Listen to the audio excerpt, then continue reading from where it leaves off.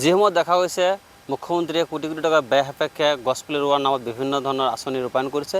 সেইসমূহ দেখা গৈছে মানকাচৰৰ বাঘাপাৰা গাঁও পঞ্চায়তৰ বিপৰীত দৃশ্য। প্ৰথমতে কিছু ND24 দৃশ্য দেখুৱাম যে দেখা গৈছে 2022-23 বৰ্ষৰ যি MG এনৰেগা আঁচনিৰ অধীনত দেখা গৈছে 50 লাখ টকা ব্যয় সাপেক্ষে এই বাঘাপাৰা গাঁও পঞ্চায়তৰ যি আচলতে কালিপাহাৰৰ দেখা গৈছে যে যি বৃক্ষৰোপণ কাৰ্যসূচী ৰূপায়ণ কৰিছিলে, কিন্তু আজিৰ দিনত দেখা গৈছে ইয়াত কোনো ধৰণৰ গছ গছনি চিন-চাপ নাই। কাৰণ এয়া হৈছে বাঘাপাৰা গাঁও পঞ্চায়তৰ যি কালিপাহাৰৰ দেখা গৈছিলে যে MG এনৰেগাৰ অধীনত আচলতে 50 লাখ টকা ব্যয় সাপেক্ষে বিভিন্ন ধৰণৰ গছৰ যি পুলি ৰোপণ কৰিছিলে, কিন্তু দেখা গৈছে আজিৰ দিনত কোনো ধৰণৰ চিন-চাপ নাই।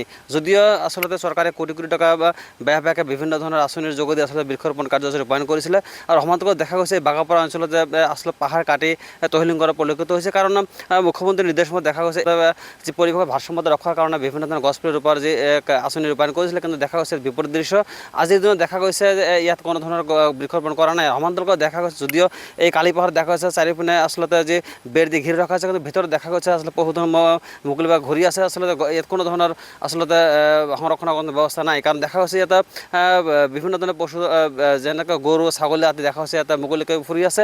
গছপুলিসমূহ আচলতে ৰক্ষাৰ ক্ষেত্ৰত কোনো ধৰণৰ দেখা গৈছে ইয়াত কোনো মানুহ আচলতে নাই। কাৰণ যদিও চৰকাৰে কোটি কোটি টকা ব্যয় সাপেক্ষে এনেধৰণৰ আঁচনি ৰূপায়ণ কৰিছে, কিন্তু দেখা গৈছে মানকাচৰৰ যি বাঘাপাৰা যে আচলতে কালিপাহাৰ দেখা গৈছে বিপৰীত দৃশ্য।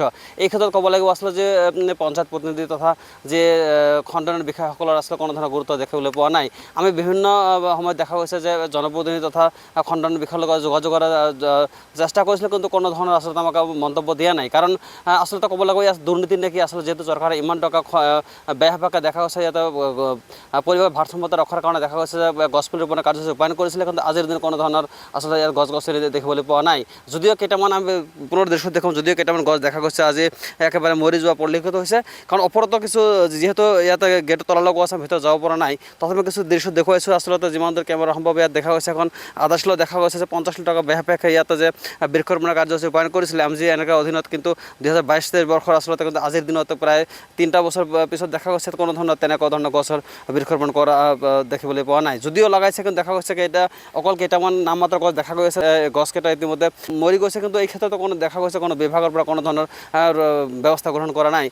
যিহেতু দেখা গৈছে বৃহত্তৰ অঞ্চলে বাঘাপাৰা গাঁও পঞ্চায়তৰ কালিপাহাৰ সমান্তৰালত দেখা গৈছে এই বেৰৰ ভিতৰত দেখা গৈছে পাহাৰৰ বহুখিনি ঠাই আচলতে কাটি তহিলং কৰাৰ পৰিলক্ষিত হৈছে। সেই যাৰ বাবে দেখা গৈছে যদি এই পাহাৰসমূহ যিহেতু কাটা হৈছে, ইয়াত আচলতে ভাৰসাম্যতা ৰক্ষাৰ কাৰণে গছপুলি ৰোপণ কৰিব লাগিছিলে, কিন্তু দেখা গৈছে ইয়াত কোনো ধৰণৰ গছপুলি ৰোপণ কৰা নাই। যদি নামমাত্ৰ কেইটামান গছপুলি ৰোপণ কৰিছে, কিন্তু আজিৰ দিনত যত্ন নলোৱাৰ বাবে দেখা হৈছে গছসমূহ মৰি যোৱা পৰিলক্ষিত হৈছে। যাৰ বাবে আমাৰ এই প্ৰতিবেদনৰ বিষয়ত তথা এই জিলা উন্নয়ন খণ্ডৰ বিষয়ত বিভাগ বা চৰকাৰৰ পৰা কেনেধৰণৰ পদক্ষেপ গ্ৰহণ কৰে এয়া হ'ব লক্ষণীয় বিষয়।